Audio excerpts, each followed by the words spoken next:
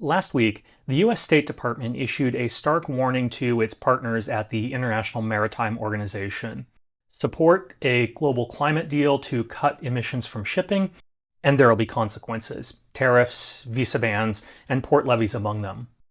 The deal in question, a net zero framework to decarbonize global shipping, has already won support from more than 60 countries, including China, Brazil, and nearly all of the European Union.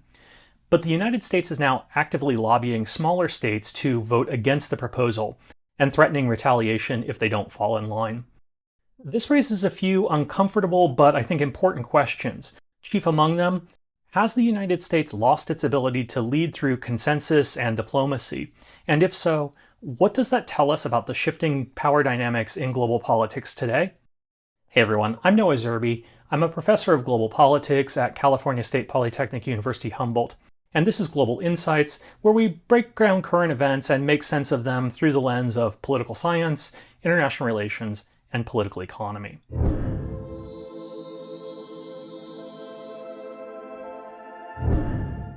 Today, we're using the IMO Showdown as a case study in the decline of American soft power. We'll explore how the United States is shifting from a strategy based on persuasion to one based on threats and pressure, what it means for its global influence, and how this moment fits into a broader story of changing international leadership. But to understand what's really at stake here, we need to take a closer look at the framework itself and how the US is trying to block it. Here's the short version. The International Maritime Organization is preparing to vote on a new net zero framework, an ambitious, legally binding set of regulations designed to phase out greenhouse gas emissions from ocean-going vessels by mid-century. That vote will take place during a special session of the IMO's Maritime Environment Protection Committee, or MEPC, which oversees environmental regulations for the global shipping industry. The International Maritime Organization is the United Nations agency responsible for setting global rules for shipping, from safety to environmental regulations. If adopted, the IMO plan would introduce fuel standards, carbon intensity targets, and pricing mechanisms for ships that exceed their carbon budgets. Essentially, it's the first real attempt to bring the shipping industry, responsible for roughly 3% of global carbon emissions, into line with international climate goals. Many countries, including China, Brazil, and members of the European Union, support the framework. Even several major shipping companies are on board. They want regulatory clarity and are already investing in cleaner fuels. But the United States has taken a sharply different stance. Not only has it withdrawn from negotiations, it's now actively working to sink the deal, lobbying other countries to oppose it and threatening those who support it with economic retaliation. The US position is that the rules amount to a global carbon tax on Americans, one that will unfairly benefit Chinese shipbuilders and Chinese and European fuel technologies, while penalizing US-backed alternatives like liquefied natural gas and biofuels. Now, to understand why this lobbying matters so much, we need to briefly talk about how voting at the IMO works, because it's not as simple as one country, one vote. For a measure like the net zero framework to pass, it needs a 2/3 majority vote of IMO member states who have ratified the relevant treaty, in this case the MARPOL Annex 6. But there's an additional threshold. Those states must collectively represent at least half of the world's commercial shipping tonnage. And that's where things get complicated. Some of the biggest countries with the most influence over the vote aren't economic giants or major geopolitical players. They're small countries like Panama, Liberia, and the Marshall Islands that operate massive shipping registries. These so-called flag states allow shipping companies from around the world to register vessels under their flag, often for tax or regulatory advantages. As a result, they account for an outsized share of the world's tonnage, far more than their population or GDP would suggest. Panama alone, for example, accounts for more than 16% of global tonnage. That means the US doesn't need to flip a dozen powerful nations to block the framework. It just needs to peel off a few strategically important ones, especially those with large shipping registries. And so far, that's exactly what it's trying to do. And because these registries depend heavily on US port access and legal protections, they're particularly vulnerable to US pressure.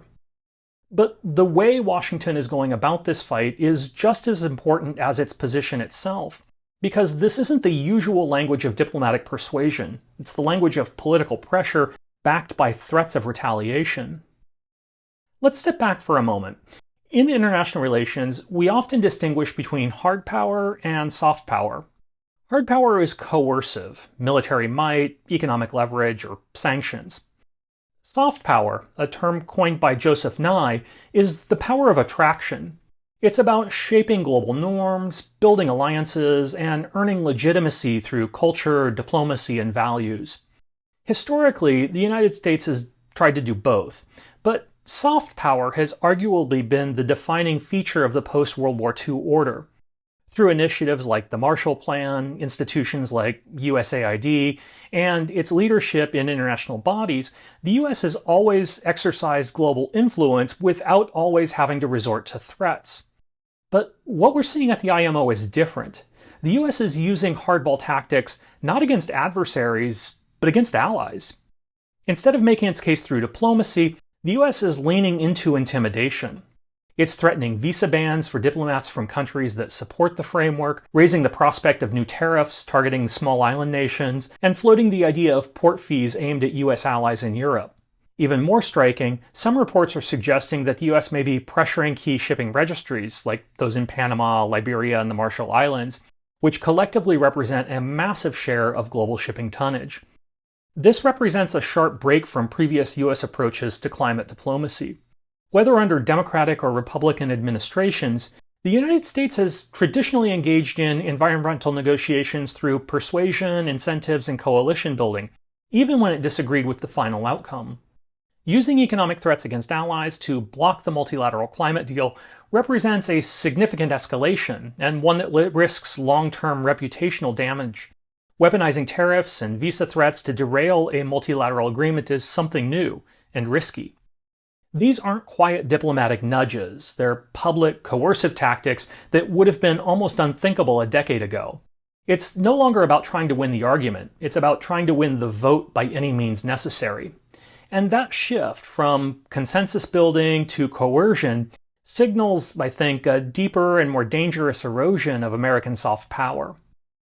This shift matters in global politics. Soft power isn't just feel-good concept, it's a strategic asset. It allows countries to shape outcomes without having to threaten or bribe their way through international institutions. When the United States had credibility as a global leader, or at least it was still viewed as a constructive participant, it could guide global negotiations through agenda setting, coalition building, and norm entrepreneurship. But increasingly, many states view the United States as an unreliable partner. Under the Trump administration, the US has already withdrawn from the Paris Climate Agreement for a second time, signaling to the world that it's no longer committed to multilateral action in this area. Earlier this year, it dismantled USAID, the country's primary international development agency, effectively gutting one of the most powerful tools of soft diplomacy. It's consistently prioritized bilateral, transactional relationships over cooperative multilateralism, choosing leverage over legitimacy. And it's frozen key sources of environmental funding from developing countries, funds that were meant to support the very kind of green transition the IMO framework now envisions. Taken together, these moves have eroded the foundation of US soft power, leaving behind a reputation for unpredictability and disengagement. Countries that once followed the US lead are now hedging their bets. China is expanding its influence through development, funding, finance, and tech diplomacy. The European Union is taking the lead on climate governance. And countries in the global south are banding together to resist great power interference, often citing the principles of non-alignment. What the United States is doing at the IMO may work in the short term. It might even block the vote. But over the long run, this strategy undermines the very institutions that allow the US to project influence. Because you can only strong-arm your partners so many times before they stop listening altogether. And more broadly, I think what we're witnessing might be more than just a shift in policy. It's a symptom of a broader transformation in world politics, the decline of US hegemony. For much of the post-war era, the US played a dual role as global rulemaker and global enforcer. But today it's increasingly unclear whether the US can or even wants to lead the way. And as the United States retreats from its traditional role, we're seeing a more fragmented and multipolar global order take shape. China is stepping in to fill the gap, setting its own parallel norms, particularly in areas like technology infrastructure, digital governance, and global finance. The European Union, meanwhile, is forging ahead on climate leadership, pushing for ambitious emissions targets and green investment frameworks without waiting for any US endorsement or participation. And across the global south, many states are reclaiming space for an independent, non-aligned cooperation, reviving principles that were first articulated at Bandung and asserting their own agency in multilateral negotiations. This isn't just a redistribution of power, it's a reimagination of how power is exercised and by whom. In this world, soft power matters more, not less, because no one actor is strong enough to impose rules on everyone else. Influence comes not from dominance, but from legitimacy. And if the US keeps undermining its own moral authority, it may find itself isolated, even if it's economically and militarily still powerful. Without soft power, that strength may not translate into global influence. So, what can we take away from all this? The US campaign against the IMO climate deal isn't just about ships or fuel standards. It's about how global power is exercised and what kind of leadership the world is willing to follow. Once, the US led through vision, institutions, and consensus.